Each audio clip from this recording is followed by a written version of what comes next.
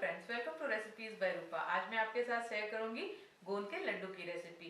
गोंद के लड्डू बहुत हेल्दी होते हैं, बहुत टेस्टी होते हैं और साथ में इन्हें बनाना भी बहुत ही आसान होता है। तो अगर आपको मेरी ये गोंद के लड्डू की रेसिपी पसंद आए तो प्लीज मेरे इस वीडियो को लाइक करें, शेयर करें और मेरे इस चैनल को सब्सक्राइब करना ना भूलें। तो आइए अब देखते हैं कि गोंद के लड्डू हम बनाते कैसे हैं।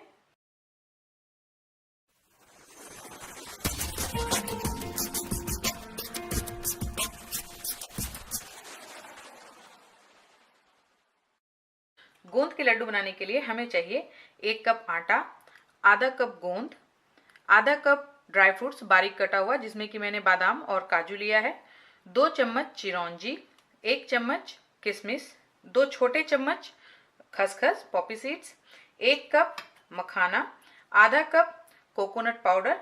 ये आप सूखे कोकोनट को ग्राइंड करके भी बना सकते हैं या फिर ये मार्केट में आसानी से अवेलेबल है। घी हम यूज करेंगे 3/4 कप और गुड़ मैं यहाँ ले रही हूँ 150 ग्राम। इसके साथ साथ हम कुछ स्पाइसेस यूज करेंगे, 1 चम्मच जिंजर पाउडर, सौंठ और 2 चुटकी नटमेग का पाउडर, जायफल का पाउडर। गोंद के लड्डू बनाने के लिए हमें सारी सामग्री को भून के तैयार करना होगा, जिसके लिए मैंने यहाँ पे एक कढ़ाई ले ली है और गैस मैंने ऑन कर रखी है। और सबसे पहले मैं पॉपी सीड को भूनने जा रही हूँ। इसे हम ड्राई रोस्ट करेंगे और इसे हम तब तक रोस्ट करेंगे जब तक कि ये चटकने ना लगे। इसमें हमें 1 से 1.5 मिनट का समय लगेगा।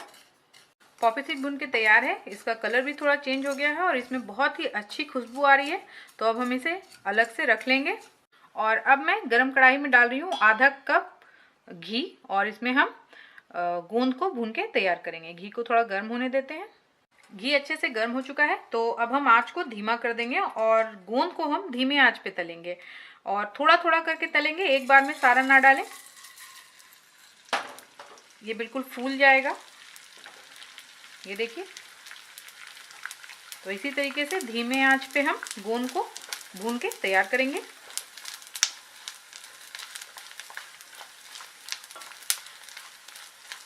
ये देखिए गोंद कितने अच्छे से फूल गया है। गोंद को हम धीमे आंच पे तलेंगे ताकि ये अच्छे से खिल जाए, वरना ये ऊपर से जल जाएंगे और अच्छे से भुनेंगे नहीं। तो अब मैं इन्हें घी में से बाहर निकाल ले रही हूँ और इसी तरीके से हम सारे गोंद को तल के तैयार करेंगे।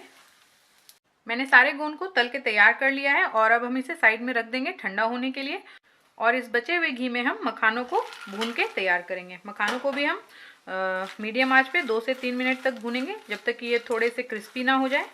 मखाने भी भून के तैयार हैं तो हम इसे भी अलग से रख लेंगे और इसे भी ठंडा होने देंगे।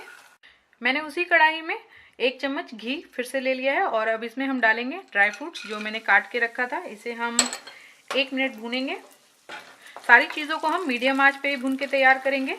ड्राई फ्रूट को मैंने 1 मिनट भून लिया है और अब इसी में मैं ऐड करूँगी चिरौंजी और इसे भी एक बार मिला लेते हैं।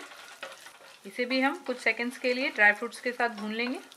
इस लड्डू में आप अपने पसंद के और भी ड्राई फ्रूट्स ऐड कर सकते हैं। और अब इसी में हम डालेंगे कोकोनट, नारियल का पाउडर और इसे भी हम कुछ सेकंड्स के लिए ड्राई फ्रूट्स के साथ भून लेते हैं।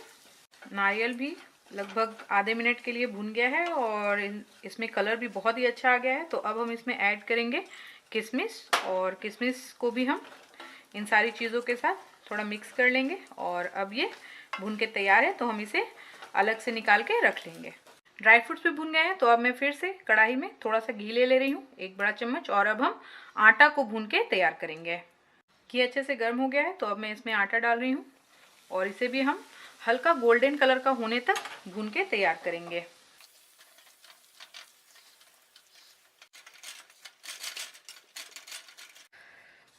आटा भी अच्छे से भून के तैयार है, आप देख सकते हैं ये बहुत ही अच्छा दिख रहा है, इसमें बहुत अच्छा कलर आया है और बहुत ही अच्छी खुशबू आ रही है आटे के भुनने की।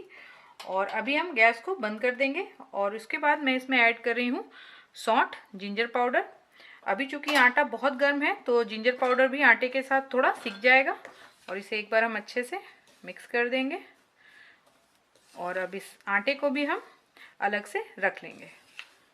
सारी सामग्री को हमने भून के तैयार कर लिया है तो अब हम ये जो गोंद हमने भुना था जो अभी ठंडा हो गया, इसे हम क्रश कर लेंगे। आप देख सकते हैं ये बहुत आसानी से क्रश हो जाता है।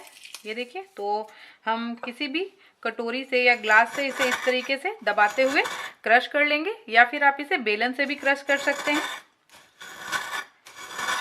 गोंद को मैंने क्रश करके तैयार कर लिया है, इसे बहुत ज़्यादा बारीक नहीं करना है और अब हम मखाना को भी क्रश करके तैयार करेंगे। ये भी ठंडी हो चुकी है और ये देखिए ये बहुत ही क्रिस्पी है, ये हाथों से बिल्कुल मैश हो जाती है। तो हम इसे इसी तरीके से क्रश कर लेंगे। आप चाहें तो इसे मिक्सर में डाल के भी पीस सकते हैं, पर इसे बहुत महीन ना पीसें। मखाने का पाउडर भी रेडी है। तो अब हम सारी सामग्री को एक जगह इकट्ठा करेंगे। तो अब मैं एक बड़े बाउल में सारी चीज़ों को रख रही हूँ। ये मैंने जो आटा भून के रखा था वो हम ले लेंगे, मखाने का पाउडर, गोंद, भुने हुए ड्राई नट्स, खसखस और नटमेग का पाउडर, जायफल का पाउडर। और अब इन सब सारी सामग्री को हमें अच्छे से मिक्स कर लेना है।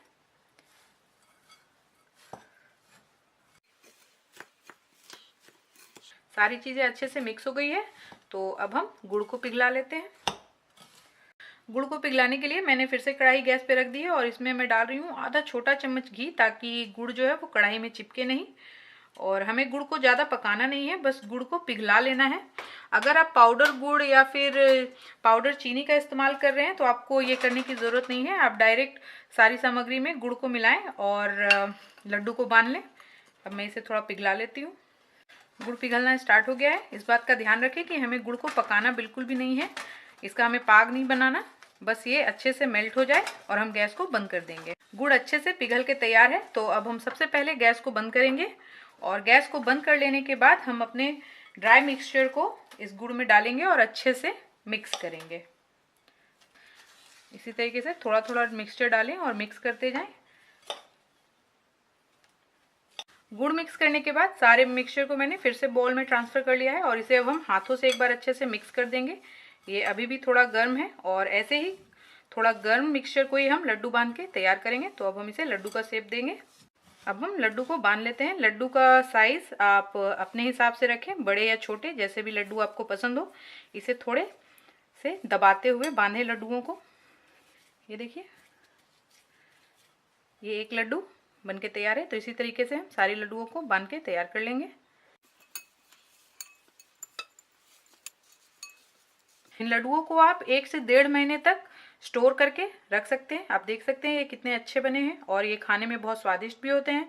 मैंने सारे लड्डू बना के तैयार कर लिए हैं। आप देख सकते हैं ये बहुत ही अच्छे दिख रहे हैं और ये बहुत हेल्दी भी हैं, खासकर उन महिलाओं के लिए जो बच्चों को ब्रेस्ट फीड करवाती हैं या उनके लिए जिन्हें कमर में या पैर में दर्द की शिकायत होती है। आप ऐसे भी इसे कंज्यूम कर सकते हैं और कोशिश करें कि इस लड्डू को हम सुबह के टाइम पे ही खाएं। तो अगर आपको मेरी ये रेसिपी पसंद आई तो प्लीज़ मेरे इस वीडियो को लाइक करें, शेयर करें और मेरे चैनल को सब्सक्राइब करना ना भूलें। तो फिर मिलते हैं एक नई रेसिपी के साथ।